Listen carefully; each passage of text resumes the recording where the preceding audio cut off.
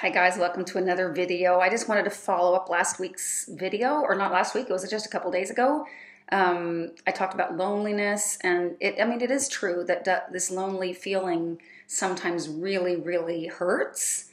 But basically, I am in a happy place. I feel stable. I feel like when I get up in the morning, I want to get up. I think it's fun. I have a lot of friends, family, hobbies. I have a high quality of life. I'm not complaining, like in general. I was just kind of sharing what sometimes happens, like typically weekends when everyone seems to be doing something but me. That's when it kind of hits me. And also my daughter, both my older two kids left the house. Basically, they moved in September, August, September. And my daughter had just been home like for a midterm break for a week. And then she left on Saturday. So I think that kind of also put me in that place, and I'm very happy right now. So I just wanted to say that I know two of my friends listened. They're my perfume friends, and they were like, "Oh, I want to be that friend." And I sort of do have those friends, but they're married and they're like on Saturday night. It doesn't just feel right to just knock on their door and like come on. But they would if I had to. And one of them said that so one night I was going to go out to this dance event, and it was like 3 hours north of here. And when I left, the weather was really nice and stable. I think this was like in March or something. I hadn't checked the weather forecast. Big mistake. Okay. So, and then I went in, I danced, and I was going to go home the same night. I wasn't going to like spend the night in a hotel. I was going to drive home. It's like 2.5 hour drive, 2.5, 3 hours. And I thought it was worth it. But when I came out, seriously, my car, it was like, there was this much snow on my car, and the snow was just beating down. Like it was a storm. And I got out on the highway, and like every sign had been completely snowed over. There was like nowhere, there's supposed to be 2 lanes, and I could only really see, sort of 1 lane. There was only room for 1 car because there was so much snow on the sides, and I was kind of going down that middle lane. I was so darn scared because I could hardly see anything. It was a terrible experience. And then I see from behind, like there's a truck approaching from behind, and I had to sort of like move over, but I didn't want to get close to the side. There had been no sanding. I thought, I'm just going to tumble over, and and somehow the truck kind of crept up on me, and I managed to at least, make my way over. There was room enough for both of us, but the whole car was covered in snow for like a good few seconds. I was completely blinded. And I didn't want to slam on my brakes because I thought I'd just go spinning. I was so scared. I thought I was going to die. I really did. And I was all by myself. Okay, so what I did is I took the first cut off, and I had no idea where I was because the sign had been, snowed over. And I finally got to a place where I could stop and just kind of like catch my breath. And I'm like, oh God, I'm alive. And then I started looking at hotels nearby. But it was like 5 minutes past midnight. So I thought if I book a hotel today, it'll be for tomorrow night, because the date had just passed. I did really not know what to do. And I just, I would have had, if I had that perfect friend that I could always call in the middle of the night, I would maybe call and get some help, like go online, find me a place where you could call. I was just too worked up to solve the situation. Anyway, what I finally did was I drove back to the dance place and arrived just as they were closing, and I got to sleep in someone's camper, like one of my friends. And so it all worked out, and I stayed until daylight, and then I drove home, and it was fine. But God, I'm never going to do that again. But that's when I kind of felt like, who do I call? Who do I call? I don't want to call my parents. They're too old. They're in their 80s. But I think I would have been really calmed by just talking to someone that could go online and help me find a place to stay. I did actually find like a hostel, and I drove up, but it was all like, there was nobody there. I was kind of in the middle of nowhere. There were no tourists out there. At this time of year in March, I think definitely in the summertime there would have been people there, but it was in the middle of the night. There was no one like at the reception or whatever, so I just had to go back, and I took a smaller road back, so I was okay. But terrible experience. Anyway, today I just kind of wanted to share, just say that I am happy. Thank you for your very nice comments. I've heard from several other widows. This is a kind of a typical dream you meet your lost family members in your dreams, and I'm kind of happy that I do. So it's not a bad thing. It's not a bad thing. It's not like I woken up and wish I didn't have the dream. I felt like I was connected, to my husband's soul. So that's a good thing. So yesterday we did a little tour downtown, me and my friend, and I just thought I would tell you a little bit about a few different fragrances that I've kind of gotten a little bit more in. First, I'm going to mention a really bad fragrance. I just used up a sample of a fragrance called Ambre Noir that came out in 2010, and it's from the house Brecourt, Brecourt, Court, I guess, Brecourt. I mean, it's French, Brecourt or something. Created by Emily Bouge. Don't know this person, but there's nothing strange in the notes. And the first time I sprayed it on my book, I was like, wow, this is a beauty. I only had like just a tiny bit. It was sent from Julia. I think I've worn it like one time. I just kind of did a little sniff like this, but I haven't really worn it. But now I put it on like all over myself. And I wrote in my notebook, this is a beauty. But in about like 30 to 45 minutes, maybe an hour, something really started to come out among the notes that really bugged me. Like all evening I felt, should I scrub, or should I just kind of like, I kept sniffing my arms and I kept like sort of hating it. And I just cannot, I thought, could it be osmanthus perhaps? It's not listed. So the top has, maybe you guys can help me figure this out. The top notes are myrrh, magnolia, and bergamot. Nothing strange there. Magnolia, I don't know how to pick out. And I love myrrh, usually. The mid is amber, labdanum, sandalwood, and orris. Usually love those as well. And the base, amber, vanilla, and musk. So, I don't know. There was just something. I'm thinking maybe there's like a cinnamon bark, nutmeg. Some of those spices, like if you overdose it, it goes into a weird territory. I'm wondering, could it be cloves? Could it be, I'm not sure, but I wish I could learn like what it is so I can avoid it. Anyway, then we went sniffing for some new things, and I've tried this fragrance called Oud Maracujá, I think it is. I'm not sure how to pronounce that, if it's an L or a J. I think it's a J. Created by Jordi Fernandez. And it just came out. This is new. It's an extrait from Maison Crivelli. And last time I tried it in store, I was like, nah, it's not my thing. It's fruity. Oud and fruit is just like not my thing.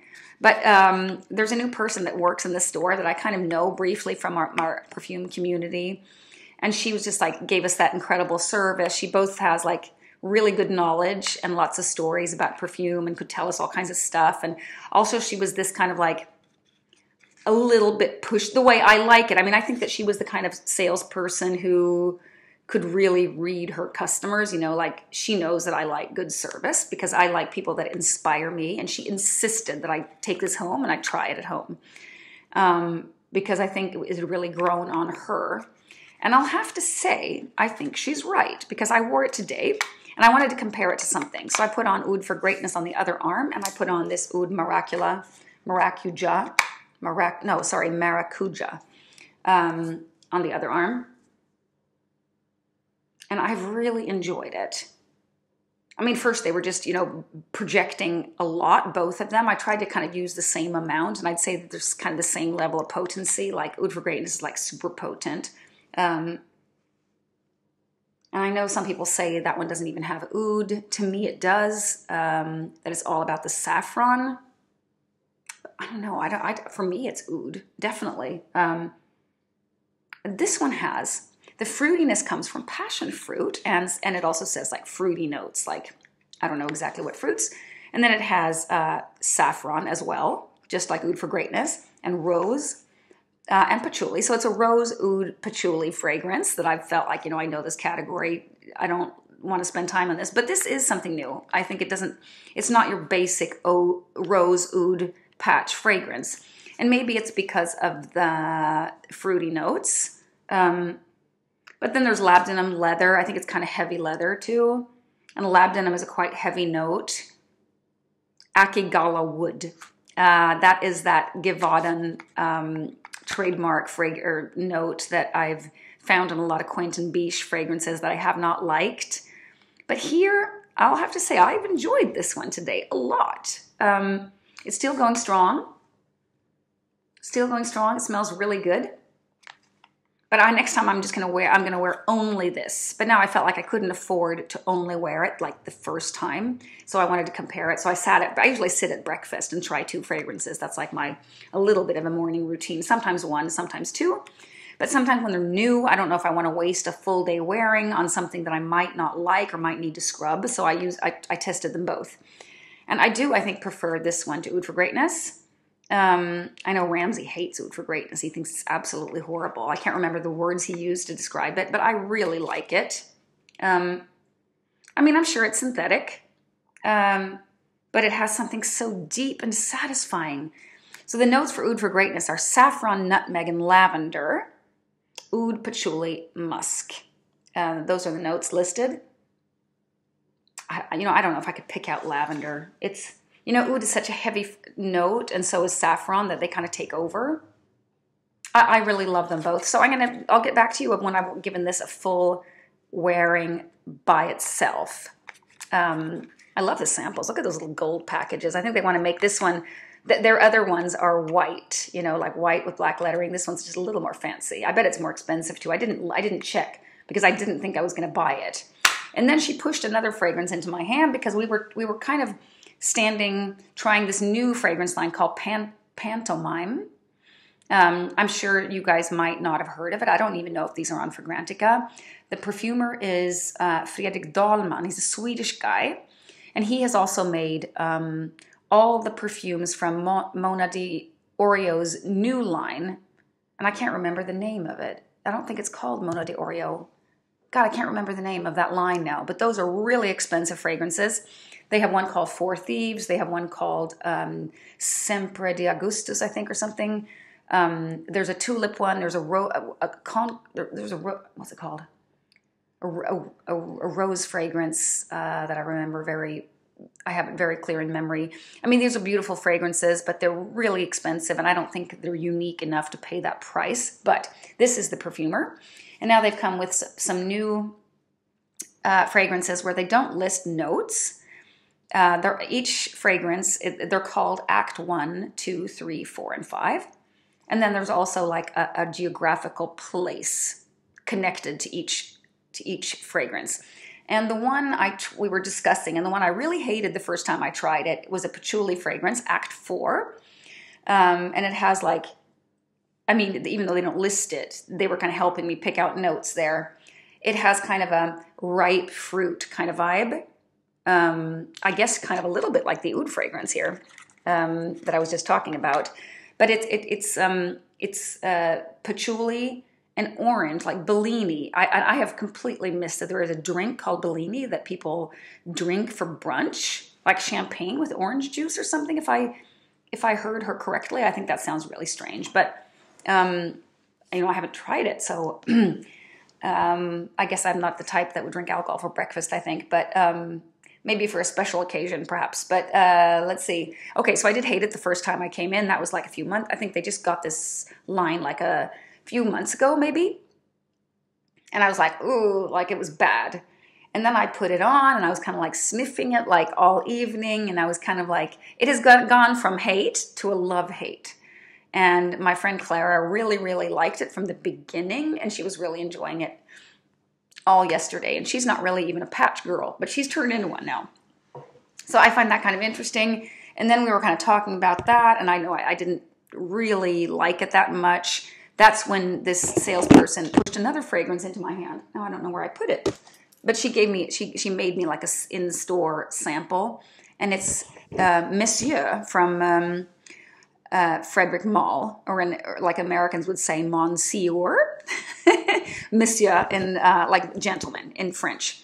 It came out in 2015. It was created by Bruno Jovanovic. It's kind of a new perfumer to me. I've seen the name, but I can't like come up with something else he's done. And this is a pretty heavy patchouli fragrance that I wore also last night. I had it on one hand, and I kept going back to it. And it reminds me a little bit of, I'm kind of on the fence on that one. But I'm really kind of in a patchouli phase right now. So this is a rum. It has rum and tangerine in the top. In the mid, patchouli, incense, cedar, and amber. And then musk and vanilla in the base. But I get kind of a leathery feel. It has kind of an earthy feel, like it felt like cold cellar kind of feeling. Like a little bit like Coromandel, if you're familiar with Coromandel. Or Richwood from Xerjoff gives me a little bit of that same vibe. But there's a sweetness from the rum. That was... I want to go back to that one. I mean, I have a little squirt of it, so I can probably wear it a few more times before I sort of make up my mind. But it's a challenging, masculine-leaning patchouli fragrance, I would say, with some smokiness and some leatheriness and some cold, damp something going on. So that was that. A little bit intrigued. You know, these were not like easy wears, none of these. And today I went to... I'm also going to tell you what, before I tell you what I have, what I'm wearing right now in my hands, because I went to this shop. They're from the house of 1969. I can tell you it's a Swedish house, but I think they also Lucky Scent has it. So it is a little bit, you know, widely available. I'll tell you what I wore yesterday. I went out salsa dancing and I was kind of just wanted to wear something kind of appropriate for the night. And I wore, and I talked about this, I think in my vanilla video not too long ago, and it's called Frustration from Etat Libre d'Orange. And it's a vanilla fragrance, but I realize now, I think, why I like it. Because there's a booziness to it. There's a little bit of a roasted kind of thing going on there. And it reminds me of Cacao Porcelana. It kind of struck me yesterday. I hadn't thought of the resemblance. Let me see, I think I have some, did I have some notes on this one? Because I wore it not too long ago. Let's see, here it is. Let's see what it has cinnamon and cumin. And cumin is this note that can be... it can be a little bit like sweat, like something a little bit sweaty. Everyone doesn't like it, but there's not too much of that going on. There's chestnut, there's bourbon vetiver, vanilla absolute, and guaiacol, which I guess is guaiac wood, basically. And then the rum, which is it's an overlapping note with Cacao Porcelana. I think that has rum as well. And they're not identical in any way, but they have that same satisfying feeling. Like this is a fall fragrance, and this is so good. It's so deep, and it has that just the perfect level of sweetness. I'm really liking Frustration a lot. So I just wanted to share that. And today I did try these two fragrances from 1969. And one of them has been one that I've tried over and over again going into the store. And it is Female Christ. And I think I sometimes really like the title of a fragrance because it somehow makes me curious, like what the heck? And I haven't looked into the story behind this, why it's called that, but I also heard someone from Lucky Scent talking about this fragrance, like on Instagram. I've had Instagram taken off my phone for 2 months because I thought I just want to kind of, free up some time and not spend so much time on social media. But this caught my eye, and I think her name's Dana. I was going on and on about this fragrance. Even though the notes sound really awful together, I decided to try it again. I have it on this hand now. This is a strong fragrance. It's a patchouli fragrance. And the notes are so odd. And I've been it's been on now for 2 hours, and it's I've been do I hate it? Do I love it? Do I, is it bad enough to have to scrub it off? Because I have not been liking it. It's been bugging me. But sometimes when that happens, I kind of want to figure it out before I scrub it off and decide that it's not for me. And the more it dries down, the better I like it for sure. But the beginning is really challenging. I'm going to tell you the notes. Okay, so it has patchouli in the top. That's unusual to see. Patchouli in the top note. Eucalyptus and pimento. And eucalyptus, I do tend to like eucalyptus in general. And I think maybe the patchouli itself also has a little bit of mintiness. And it also has, then in the mid, it has rhubarb, which is kind of a very tart, sour note. And wintergreen, which probably is herbal, almost minty, is kind of what I'm picturing at least. Red thyme and geranium. So a little bit of an aromaticness going on there in the mid. And then in the bottom, amber, cashmeron, or cashmere wood, it said actually, vanilla, benzoin, and cinnamon. But I think I have now landed in my final verdict for this fragrance. It's a scrubber, and it's not for me. And these are quite expensive, these fragrances, and I think they only come, I'm not sure about this, but in this special shop in Stockholm, they only sell them in 100 ml bottles. But I think if you go to their website, I think they have smaller bottles, but I'm not 100% sure of that. And the 100 ml bottles are, let's see, 1,700 Swedish crowns, so like roughly maybe like $150, something like that, or 150 euros. It used to be so easy because 10 crowns was $1, 10 crowns was €1. For a while, that was the case, so it was just so easy to figure out prices. Now I'm probably a little bit off, but so take it with a grain of salt, what these prices, but it gives you a little bit of a guideline, you know, what kind of price category that the fragrance is in. Okay, so this one I'm going to be scrubbing in a minute, but I wanted to keep it on for you guys when I was talking about it. I'm going to give it a final. It's not terrible, but you know what it reminds me of a lot?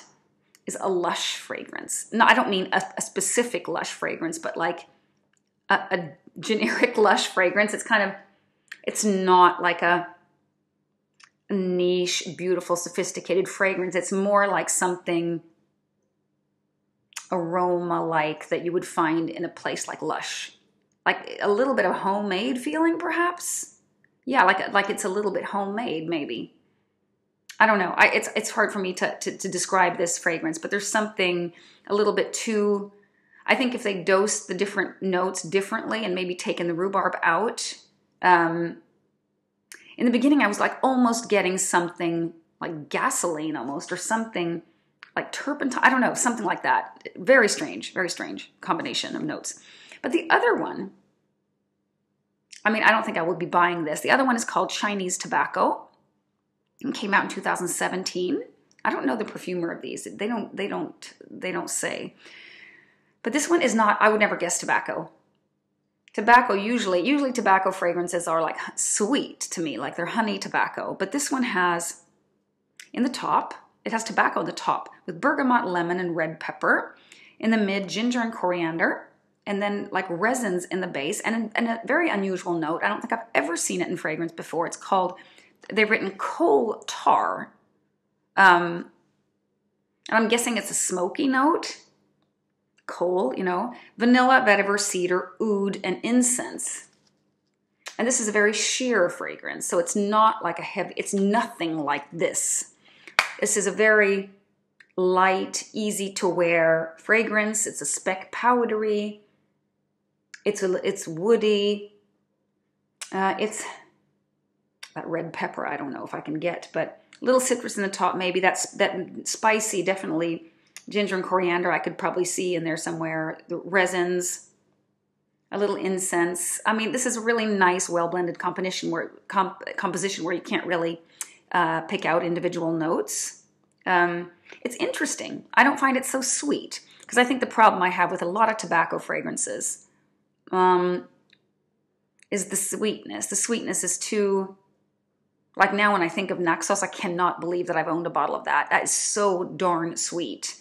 And this is really good. This is not loud. Like when I had Female Christ and Chinese Tobacco on each one hand, they're just two completely different. You should not compare these two. These were the ones that I was most curious about, and I only felt like I had these two hands because my arms were already full with the oud fragrances. But I mean, they're kind of low.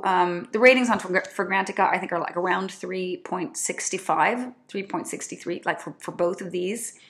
So I think maybe these fragrances are not for everyone, but I really like the Chinese Tobacco.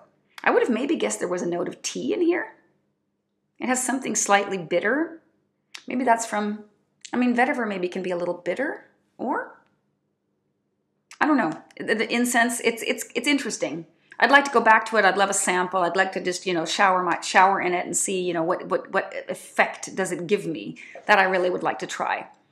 And then I'll just tell you before I hang up here that Clara and I, my friend, we did a comparison yesterday of my new Fidji next to her Zen by Shiseido. Or is it called Shiseido?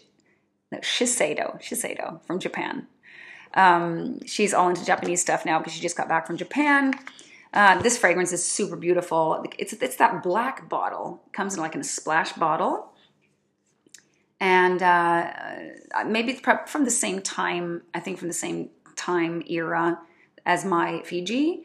But we both found them not so similar. Like that one is so much fresher and prettier, I think. It's like really, really beautiful. Longevity's bad though. It's a cologne. Fidji, it's different. It's a little bit more like old school, more oak moss, heavier, like classic feminine fragrance. And the other one's a little bit more of a freshie, I would say. But I don't find that Fidji is a tropical fragrance. Like even though it has something tropical in there, maybe ylang ylang, maybe some other like tropical flowers. I don't find it. I find it more like a traditional, marketed to women vintage or like 80s style fragrance, definitely. I'm going to get back to you on Fidji when I've given it a proper wearing. I just need to find the right day. I've been contacted about a job, happy about that.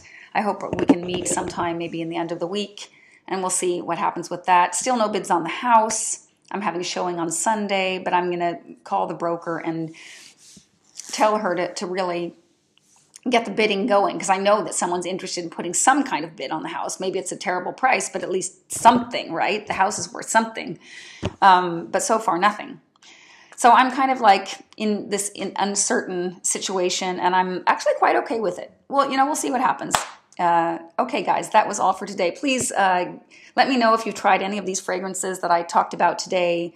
Oud Maracujá, Oud for Greatness, Female Christ, Chinese Tobacco, Frustration, Monsieur from Frederic Malle. What else did I talk about? Act 4 from Pantomime. I'm sure none of you have heard of that. I would be surprised. But it could, there's one more I need to talk about. And this was another one that the salesperson shoved onto me. I would never have picked it out because I'm not a vanilla girl, but it's called Vanille, and it's from Mona de Orio's original line. Not the one by Frederic, but where she herself was the perfumer. And this is a creation from 2011, Vanille.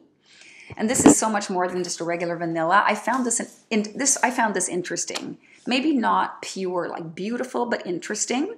It has like a smoky ashiness, this fragrance. I'm kind of going like this because I had it in my hand. That was the only place I had left to spray. But it's like not sweet. And it's not like a cuddly gourmand. It's something completely different. I think someone did someone write waxy musks on Fragrantic? And I'm like, what is wax? I don't even really know what waxy means. But those words kind of was like, maybe they struck a chord. Like maybe there is something waxy in this one. It has like a boozy. It also has rum in the top, bitter orange, which can be a little tricky sometimes. I know 400, JTC from Xerjoff also has bitter orange in the top, and so does Mandarin from Serge Lutens, which I no longer can wear, and Petitgrain, which is a very green note from the orange tree. Ylang ylang, guaiac wood. There comes that guaiac wood again. Vanilla from Madagascar, amber tonka, tolu balsam, leather, and musk. There's a lot going on in there. I find it like to be dry, unique, not your typical vanilla frag. So I'm definitely going to go back there and try that one again. I found it, it would bring something new to the table. I don't have anything like it in my collection, and I want to try that one again for sure. It's not heavy.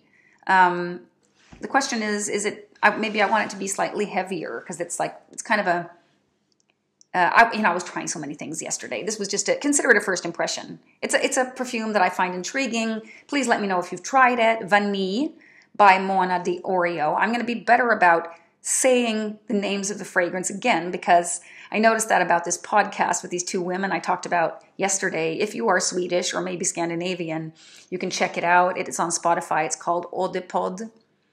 Because they talk about because they can rant along about a perfume like for 10 minutes, and then kind of by then I've wait a minute, what were they talking about? Which fragrance were they talking about? They kind of maybe I'm doing something else at the same time. Maybe I'm driving and was reading a sign and I kind of missed it, and I kind of just want to go back. And even sometimes when they said the name, I missed it. Like they were talking about Capsule Woody from Karl Lagerfeld, like it is a real cheapie. And I was like, what did they say, capsule? And it just went really fast. But then I kind of figured it out because I Googled on Lagerfeld and Woody, and then I kind of found it. But so I actually wrote to them with some feedback, and I'm going to try to do the same myself because I make this mistake too that I forget to say. Sometimes I'll just like go too fast. So I'm going to try to be a little bit more specific about the fragrances I'm talking about. All right, guys. Well, that was all for today.